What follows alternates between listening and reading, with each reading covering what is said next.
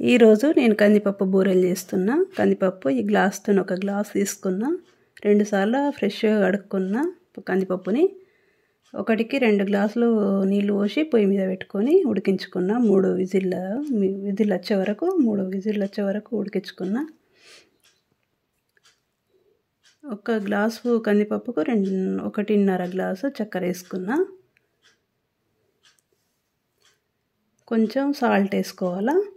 మంచిగా కలిపి దీన్ని ఉడికించుకోవాలి. మళ్ళీ పొయ్యి మీద కుక్కర్ మూత పెట్టొద్దిగా, ఇట్లా ఓపెన్గా ఉడికించుకొని ఇట్లా గట్టి పడే వరకు తీసేసుకొని మొత్తం ఒక గుళ్ళలో తీసుకొని ఇట్లా మా పెద్దలు ఇట్లా చేసేవాళ్ళు ముంతతోటి. ఇప్పటోళ్ళు మిక్సీలు వేస్తున్నారు, అది వేస్తున్నారు, కానీ ముందటోళ్ళు ఇట్లనే చేసేవాళ్ళు. బూరె పిండి ఇంత పలసగా ఉండాలా. కవర్ పెట్టుకొని పెంక రెడీ పెట్టుకోవాలి పొయ్యి మీద. పుంగుడు ఇట్లా పలసగా ఉంటే కొంచెం కర్చీపులు వేసుకుంటాం మేము, గట్టి పడదు అందుకు. ఇట్లా గోధుమ పిండి ఉల్లే వేసుకొని ఉల్లేలో కొంచెం పూర్ణం, ఒక బూరెకి ఎంత పడదో అంత పూర్ణం తీసుకొని ఉల్లే వేసుకొని ఉల్లే రెడీ చేసుకొని ఇట్లా కవర్ మీద మంచిగా ఎంత సన్నగా కావాలంటే అంత ఎలా వేసుకోవాలనుకుంటే అలా వేసుకోవచ్చు. నేను సన్నగా వేసుకున్నా.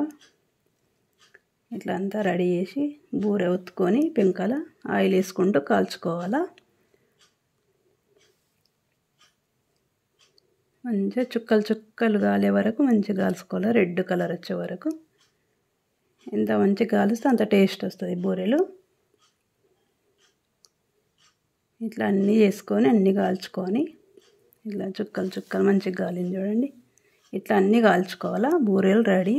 ఎలా వచ్చినాయో చెప్పండి.